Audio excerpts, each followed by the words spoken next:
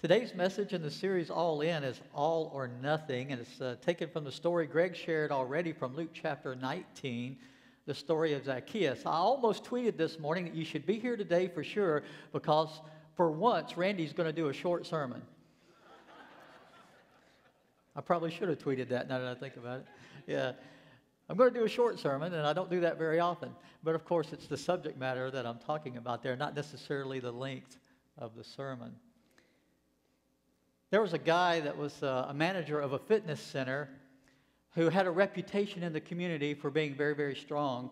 And he put out a challenge that he would give $1,000 to the first person who could take a lemon that he had already squeezed all the juice out of. If they could squeeze it and get just one more drop of juice out of it, they could get $1,000. And person after person came and tried. The manager would take that lemon and he would grip it and he would squeeze it. Then he would hand it over to the challenger. And there were weightlifters that tried. There were construction workers. There were all these big, brawny, tough guys that thought they would be able to do it. And not a single person got another drop out of the lemon. Till one day, this scrawny little guy came in and said he wanted to take the challenge. Everybody kind of laughed, that all these other guys haven't been able to do it. Why in the world would this little guy be able to? But the manager that had issued the challenge took the lemon and he squeezed it and he looked like every bit of juice out of it, and he handed it over to the scrawny little guy, and everybody watched. And the little guy took it in one hand and just squeezed it, and 3 drops came out. Everybody was just amazed, and they applauded, and the manager immediately handed over the $1,000, and he said, "Listen, I just got to know, who are you?" He said, "Well, I work for the IRS."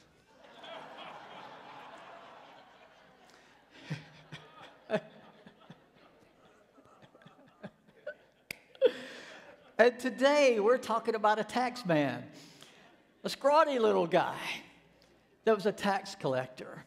And the story that Greg already shared is in Luke 19, where it's recorded for us there that Jesus is traveling through the town of Jericho. Now, just before he goes into Jericho, he's just performed another miracle. He's given sight back to a blind beggar. Lost my sound. He's given sight back to a blind beggar outside the city. So he's now going from the low end of the socioeconomic standards to the upper end. The scriptures tell us that Zacchaeus was not just a tax collector, he was a chief tax collector, which means he was probably over a region or a district, and he managed other tax collectors who collected taxes from the Jews. Now, the Jews were under Roman rule and Roman occupation, so it was Rome that Zacchaeus worked for. And among the Jews, the people they had the least tolerance for, the people that they really had a great hatred for, were any of their own people who would go to work for Rome against their own people. They saw them as traitors, and they hated them. Zacchaeus would not want to be in the middle of that crowd when Jesus came. But he really wanted to see Jesus. He really wanted to have a chance to find out more about Jesus, to get able to know him a little bit. But it says he was short. Now, that's hard for me to relate to, but some of you may be able to. When you're short in the middle of a crowd, I've heard that sometimes it's hard to see over everybody else. And, at a theater or at church, if you're sitting behind a tall person, it can be kind of hard to see. That's why we put the stage so high, in case we had any short people that were going to speak here or anything. You could still see, right, the person that was speaking to you, even if they were kind of short and you were kind of short, you could still see them. So we can relate a little bit to Zacchaeus' problem as far as being short maybe, and he couldn't see over the crowd, but he wants to see Jesus. He wants to get to know Jesus. Now, Zacchaeus, you have to remember the hatred is high, not just because he's a tax collector, that was bad enough, but he worked for Rome, which was even worse. But the system of collecting taxes in that time was very corrupt. Not like today, of course, but like then. It was kind of corrupt. And they had built-in incentives for tax collectors to be dishonest. I mean, it was built into the system where they could prosper more because of the dishonesty of how they would collect the taxes. You see, Rome calculated, here's how much minimum you have to collect from these people. They based it on their income, what they own, their property they own, and all. Here's the minimum amount that person would owe in taxes. And here was the incentive. It was like a commission system. Anything above that you collect, you can keep as profit. Now, can you imagine how much corruption that would breed with people collecting taxes? Now, here's the thing. A chief tax collector would get a cut of what everybody else collected. Okay? And it says he was wealthy. So that means he had done this job really well. He had been ripping people off for years to get the wealth that he had accumulated over that time. Jesus is passing through town, and he knows there's going to be a crowd out there. Jesus has become very much someone who was drawing a crowd in this part of his ministry. And he understood that when he went into a crowd, he wouldn't be able to see very well. And he also understood that people weren't going to be real nice to him if he tried to push his way through the crowd to get to the front. I mean, he was well known in Jericho. He would have been somebody everybody recognized. And this whole Jewish audience that was gathering to see Jesus, they would have hated Zacchaeus. You can bet none of them would have allowed him easily to get to the front to see Jesus. So he thinks through the process and says, well, here's what I can do. I can run out ahead. I know the route he'll be going through Jericho. It's kind of like when you know a parade route ahead of time. You can get out there and get stationed somewhere where you know they're going to be passing by, right? Well, that's what he's doing for Jesus coming through town. He knows the route that he would be taking if he goes through town, so he gets out ahead of the crowd. The crowd's all up at the first of the route, and he gets further down in the route, and he finds this sycamore fig tree to climb up in. Now, you have to understand that it was not the norm for a high government official to run in public or to climb a tree in public, right? So this tells us right away how determined Zacchaeus is that day to get to see Jesus. I mean, this was important to him. He saw this as a great opportunity that he did not want to miss. But notice, when you see the whole story, Jesus passes by. He sees Zacchaeus in the tree. It's not by chance. Jesus would have known, and he makes sure he sees Zacchaeus, and he speaks to Zacchaeus. I'm sure when Jesus started talking to Zacchaeus, everybody in the crowd's punching themselves. Doesn't Jesus know who that guy is? Why in the world would he be stopping and talking to him? Now, we know that's the attitude because later on, when he says to Zacchaeus, come down, I'm going to go to your house today, and Zacchaeus welcomed him gladly, and he went over to Zacchaeus' house. What was the biggest complaint the people had? Oh, Jesus is going to eat with a sinner. And I've said this many times, but I want you to take note of this. Who else could he eat with? Right? I mean, think about it. If he's going to eat with anyone other than by himself, he's going to be eating with sinners. But that's not how they saw it, right? And that's not how we always see it, is it?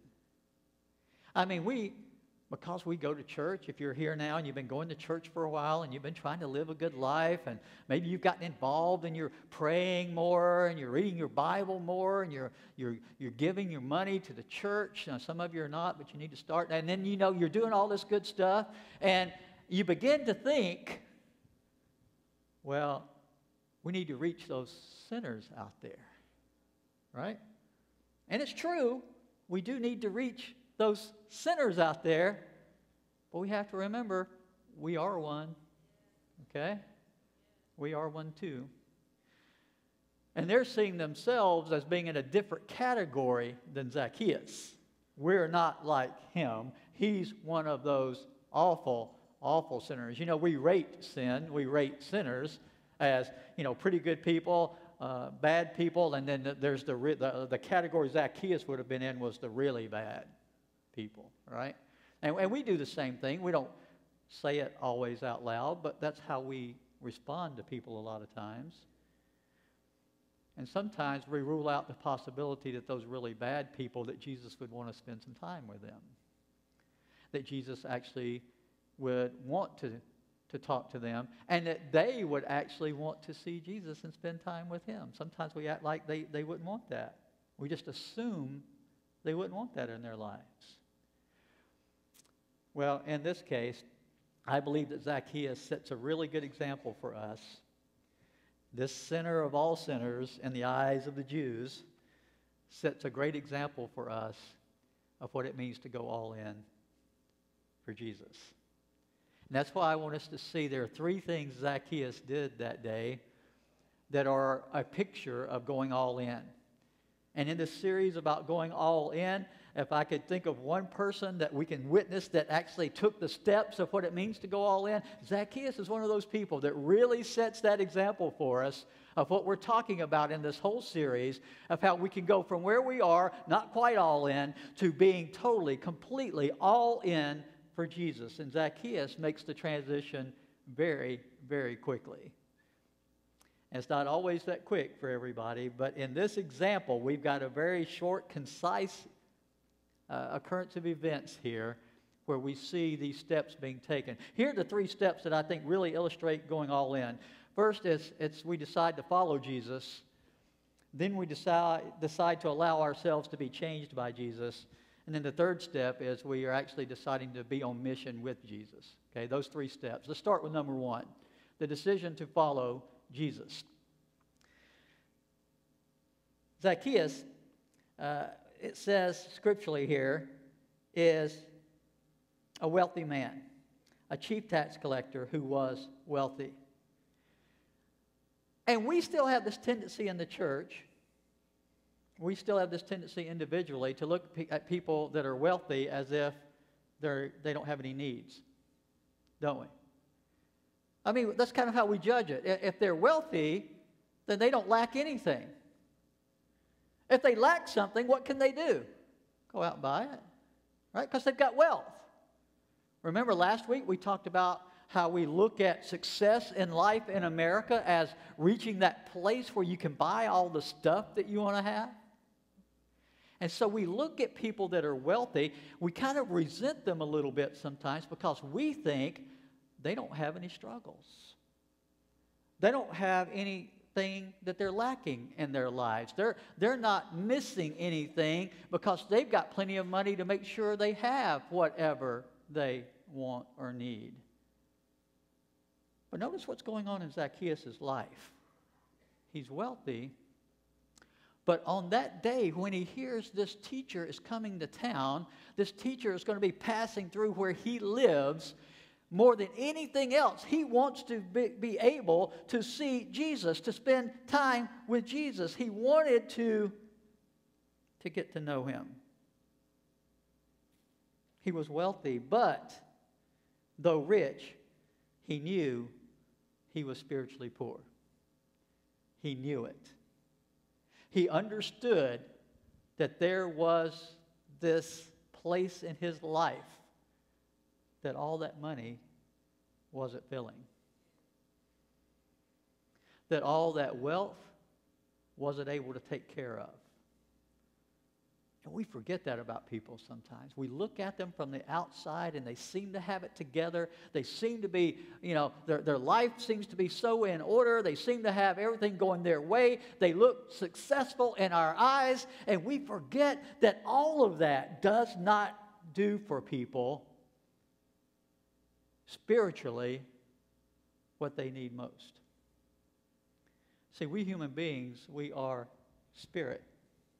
God has breathed into us the spirit of life when we become a living soul. We are eternal beings. And the physical things of this world are so temporary, they cannot satisfy the real person. They can't. We're not made for that to satisfy us. And Zacchaeus didn't understand what he needed, but he understood what he didn't have. He understood something was missing. And he thought maybe this teacher passing through town that day could give him some insight, some hints, some direction that would help him find what he was missing. There was a void there. And though it was undignified for a government official and the standing he had to run and climb a tree, he was not just wanting to see Jesus. There was a difference here. He was seeking Jesus. He was seeking Jesus. Not even knowing what it was Jesus could do for him. But having heard some things about Jesus, having heard something about his teaching and his work, and what others were saying about Jesus, he was determined that somehow, if he could get to him, this could be the answer that he needed. I love what Charles Swindoll wrote about this encounter between Zacchaeus and Jesus. He said this: Zacchaeus knew something was missing. Most folks do.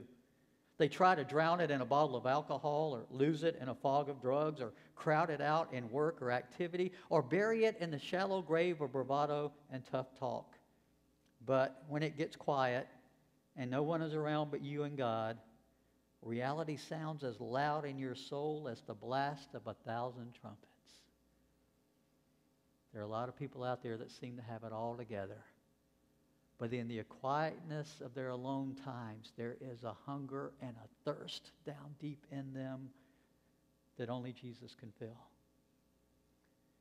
And if you're here today and you're feeling something like that aching in your soul, I want you to really pay attention to what Zacchaeus did and what he found and how Jesus responded to him, because Jesus would respond to you that way today.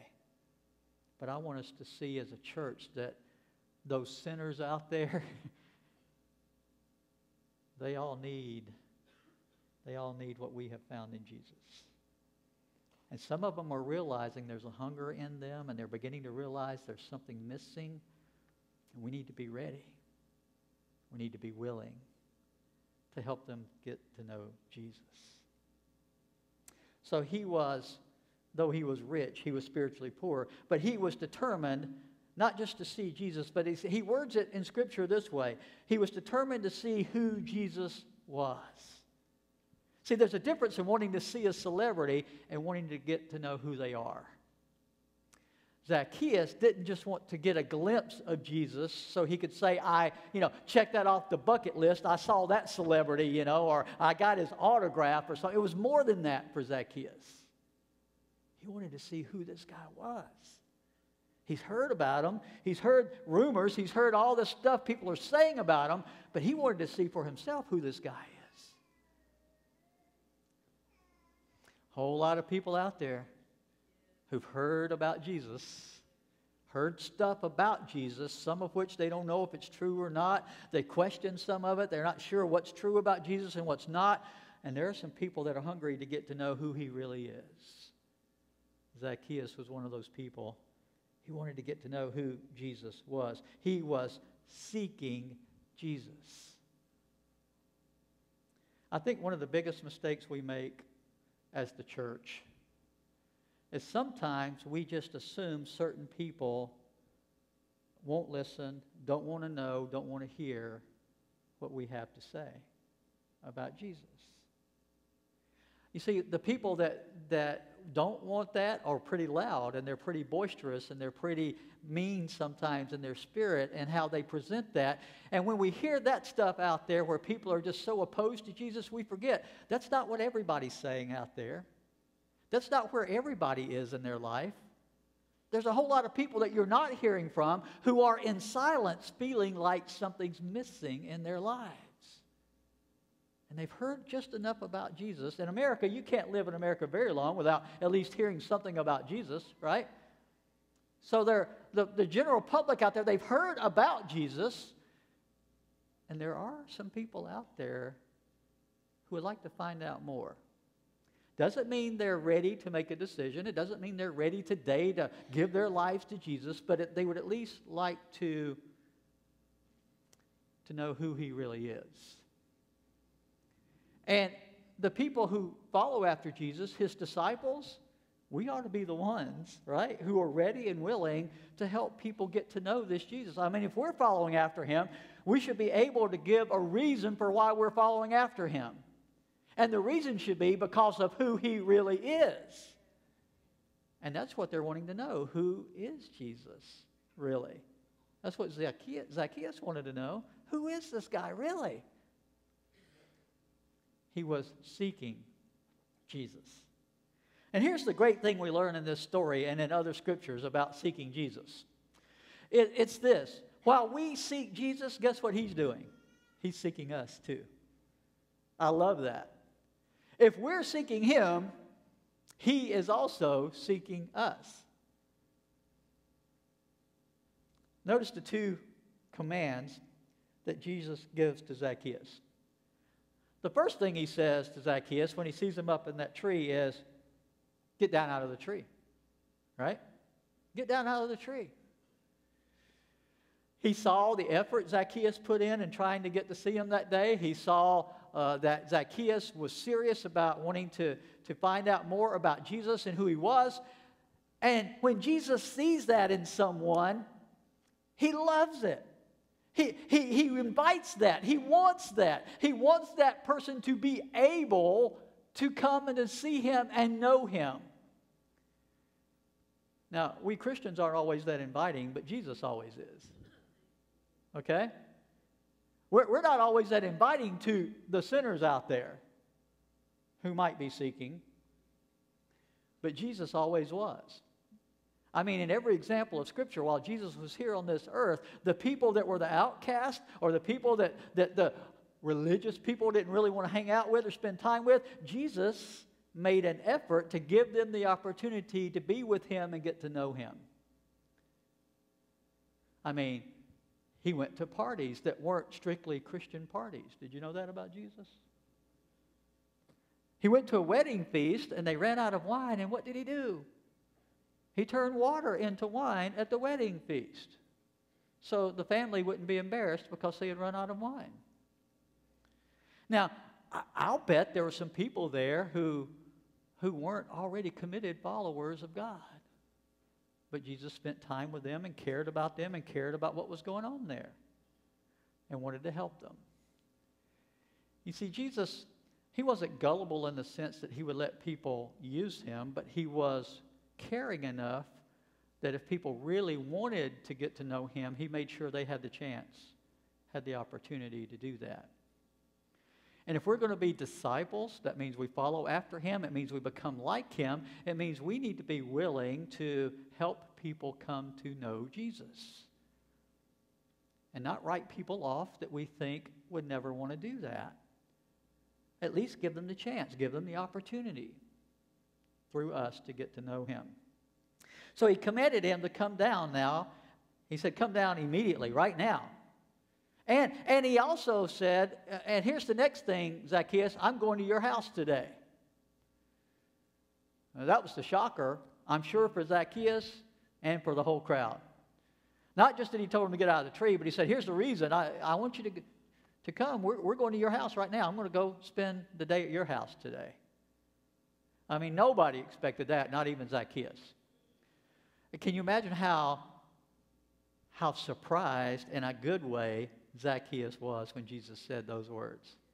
He was hoping just to maybe be able to see the guy, maybe overhear some of what he was saying. And now this very same person that is supposed to be such a great religious leader and teacher says he will actually come to my house today and spend the day with me.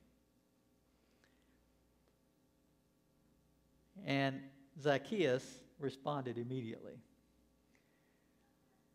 Something I have found out a lot of times is people are more ready sometimes to hear and respond than we are to share. They really are. We've let the world convince us that we need to kind of cower in the corner with our faith and not be so open, and we've got to be politically correct about all this stuff, and not talk about these things, when in fact, there's a whole lot of people out there that are hungry and thirsty and they're curious. It doesn't mean they're where they need to be yet, but at least they're curious to the point that they would listen if we could give an intelligent presentation, kind and loving presentation where we kind of know what we're talking about. There are a lot of people out there that are ready and willing to listen to that. And what I have found is that every now and then you run across somebody that the watering has already taken place, the plowing, the planting, and the watering, all of that has already taken place. And all that's needed is one more willing person to share again with them about Jesus. And on the spot, they're ready to make their decision. I've had it happen to me. Maybe you've had that experience with someone along the way. They're out there. It just takes one more person who will take the time to spend the day with them and talk to them about it. That's all it's going to take. And they're ready. Zacchaeus. Have you ever heard the phrase priming the pump? Priming the pump, you know, when you used to have to pump water from a well or something like that, sometimes there would be air in the line and all that. You'd have to pump out the air to get the suction going where it would really pull the water through. You had to prime the pump, okay? And priming the pump meant some work had to be done before you got the result that you were looking for. Well, I don't know all that had gone on in Zacchaeus' life, but I know from the world's point of view, he had everything. But from his point of view, he had reached a place in his life where he knew he didn't have everything that he needed. He knew it for a fact. The pump had already been primed. But had Zacchaeus not stopped and had Jesus not stopped and talked to Zacchaeus that day? You see, sometimes once the pump is primed, if you don't go ahead and use it then, you'll lose the opportunity. It's gone. I wonder how many opportunities like that we've lost. Because we didn't take time to spend the time with that person that day that was already ready. They just wanted somebody to give them the time and the attention and to intelligently but lovingly talk to them about Jesus. I'm afraid we would be ashamed if we, in all of our lives, had a list of all those opportunities that we missed. I don't want to miss another one, and I don't want you to either. I want us to have our eyes open, our hearts open. I want us to be looking for that Zacchaeus in the tree, that person that nobody else thought was going to be listening or wanting to know anything about Jesus. I want us to be alert and aware and looking for those people in our lives. You see, if we're really all in, we'll be looking for those wonderful opportunities to share Jesus with people who know they don't have everything they need right now. They feel it deep inside. There's something that's missing. And we already have it. We have what's missing if we have Jesus today. So the first thing is we need to be willing to follow Jesus. If we're going to go all in, that's the first step. And notice that when it comes to following Jesus, responding immediately is what Jesus wants. He wants, when he calls somebody, he wants them to respond immediately. I have a lot of people tell me, well, yeah, I believe Pastor Randy and all that, but I want to think about it a little longer and pray about it a little more before I actually take that step. I got news for you. No one is promised another day. Okay? If you honestly believe that Jesus is who he says he is, the only right response is to come to him immediately. That's the only right response. Don't wait till you have it all figured out, because guess what? You never will. I've been a follower of Jesus for a long time now. I don't have it all figured out. I've been a teacher and a preacher for a long time. I don't have it all figured out. I don't have to. I just have to follow Jesus. That's all. And that's all you have to do. Just take the step. Don't delay. Don't put it off. Well, the second thing that he did was he allowed himself to be changed by Jesus. That's number 2 on your outline. Be changed by Jesus. Jesus gets to his house and everybody's got the rumor mill going. You know, here he is over there eating with a sinner, and can't believe a good spiritual leader would be doing that. And it says, Zacchaeus stood up and said to the Lord in verse 8, "Look, Lord, here and now I give half of my possessions to the poor if I've cheated anybody out of anything." And in the original language, it's written in a way that says, "And I will pay back 4 times the amount." Do you notice a little change happening in Zacchaeus' life? This is radical change, isn't it? I mean, this encounter with Jesus changed Zacchaeus. It changed everything about Zacchaeus in his life up until that point. His whole life had been about, think about this, he had to sell out his own people to get the wealth that he had. That's what he had been doing with his life. He had to be a traitor to the Jews. He was born a Jew. He was raised a Jew. He lived his whole life in a Jewish community, and he betrayed his own people to just get the money that he could get. And he had gotten the money. He was a wealthy man.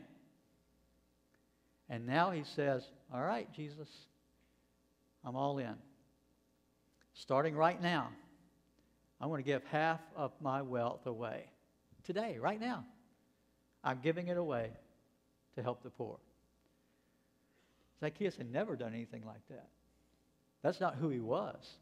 That was not his M.O. That was not his DNA. That's not how he was known at all. This is radically different for Zacchaeus. Now, the Jews were required to give 10%. That's a tithe. Give some offerings on top of that maybe. Maybe you could get up to 20%. This guy says right off the top, I'm giving half of it away. Right off the top. Do you think people would notice that there's something different about this man if he did something like this? Absolutely. Nobody would have thought Zacchaeus would ever take a step like this. But then he says, but in addition to that, Jesus, if I've cheated anybody out of anything, well, his whole life, career had been cheating people out of money, okay? He's not saying if, and I don't know if I have or not. That's not what he's saying. He's saying if I have, and yes, absolutely I have, I am going to pay back 4 times the amount that I cheated them out of. And guess what? He would have had the records, and he would have known. He would have been able to figure out how much that was. They kept good records of the taxes they collected because that's how they got paid. He would have known very clearly the dollar amount he was talking about here simply by checking his books. And then put times 4 beside that amount, and he was going to give them back that much. Man, I don't think there's any doubt that Zacchaeus has been changed by Jesus. And here's what I know from that example and others in Scripture. Discipleship changes you. It changes your values and it changes your behavior. Or it's not discipleship. If you are now attending church and saying you're a follower of Jesus, but your life hasn't been changed, then you haven't really become a disciple, and neither have I. Discipleship changes how you live life. It changes what your values are. It changes what's important to you. Because a disciple is someone who follows after a teacher to become like the teacher, and the values that Jesus had are different than the values of the world around us. Okay? What's valuable to Jesus and what's valuable to the world are 2 different things. And if we're going to be disciples of Jesus, our values will begin to line up with His values. What He values is what we begin to value as a disciple. And Zacchaeus is demonstrating in real world ways that people would be able to see and know that his values had now changed because he'd gotten to know Jesus. Because of that encounter with Jesus, he was no longer the same person anymore. He renounced his love of money and he released his love for God. That was the change. He renounced his love for money and he released his love for God. And that led to the real world action that people could see. It led to generosity and restitution. It led to him being generous and even wanting to make restitution for the wrongs that he had done. I mean, this is pretty good restitution, isn't it? I've cheated you, so to try to make things right with you, I'm going to give you back 4 times the amount that I took from you. Can you picture Zacchaeus going around town with a bag full of money? He's added it up. He knocks on the door. And when they open the door and see Zacchaeus, what do you think they would have thought? Oh no, he's here to get even more out of us, right? But instead, Zacchaeus says, you know what? I've checked my records. I've cheated you. I understand that. I'm so sorry. So to help make this right, I'm going to give you back 4 times the amount that I've taken from you. And he hands them the money. Can you imagine people's response to that? Do you think around Jericho, after doing that a few times, anybody in town doubted that Zacchaeus had been changed? They would have been amazed by the change in Zacchaeus' life. Here's my question. Does anybody that knows us, are they amazed at all by the change Jesus has made in our lives? Has there been any radical difference in who we are today because we've become a follower of Jesus Christ? Is it making a difference in how we do business in the business world? Is it making a difference in how we love our spouse and our kids? Is it making a difference in how we do our work at our jobs? And how we interact with our coworkers and not gossiping, but helping and building up? Do they see any difference in us because we say we're followers of Jesus Christ? You see, Zacchaeus didn't just talk about loving Jesus. Zacchaeus demonstrated that Jesus radically changed him by the immediate action that he started taking. Coming to know Jesus should change everything for us. Everything. And how we go about living life. My life verse, Romans 12, 1 and 2. In verse 2 it says this: do not conform to the pattern of this world, but be transformed by the renewing of your mind. Then you'll be able to test and approve what God's will is, His good, pleasing, and perfect will. You know, one of the things a relationship with Jesus should change more than anything else is our relationship to the material world. That should be changed more than anything else. I love what Albert Schweitzer said. He said this: if you own something that you cannot give away, then you don't own it. It owns you. Think about that for a moment. If you own anything that you can't give away, then you don't really own it. It owns you. Have we been radically changed by Jesus? You see, sometimes we wonder why we aren't bringing more people to Jesus. Why is the church not growing like it ought to grow? Now, Lakeshore is growing, and I'm thankful for that. We've got some good people doing that. But the church in America overall, it's not growing. It's declining. I'm convinced one of the biggest reasons is people don't see any difference in us and them. Except that we attend church and talk about Jesus. But we're not living different. We're not acting different. They don't see radical transformation taking place in our lives. And if Jesus can't change us, then what good is it to go follow Jesus? Right? Why would they change their lives to become a follower of Jesus if lives aren't changed by Jesus? They need to see that a relationship with Jesus does radically change us. We're not going to live like the world lives anymore if we're going to be a disciple of Jesus. Which leads to the last thing, and that is the example of Zacchaeus teaches us that we need to be on mission with Jesus. Notice that Jesus said, today salvation has come to this guy's house, right? To this man. And some people misinterpret what Jesus is saying there. They say, well, does that mean then that Zacchaeus is saved because he did this stuff? That's why he has salvation, because he gave some money away and because he gave back 4 times what he cheated people out of, that his good work here has saved him? That's not what Jesus is saying. Remember what Jesus said about money? He said, where your treasure is, that's where what will be? Your heart is. You know why Jesus said salvation had come to Zacchaeus that day? It's because his heart was given to Jesus that day. That's why. And it was lived out and demonstrated by what he did with his money. That's how you could tell where his heart had been radically changed, because his actions radically changed as a result of his heart being radically changed by Jesus. And he says, he went on to say, for the Son of Man came to seek, in verse 10, came to seek and to save the lost.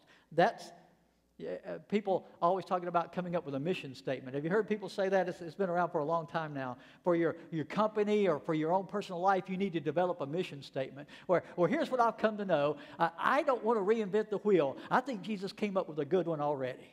Okay? I don't think I would have topped this one. I don't think I can improve on it. I don't think I can make it any better. Jesus said his mission was to seek and save the lost.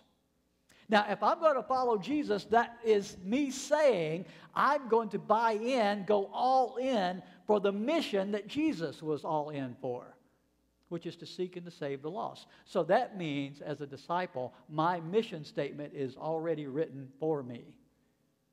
My purpose on this earth, my mission for being here as a disciple is the same as that of Jesus, to seek and to save the lost.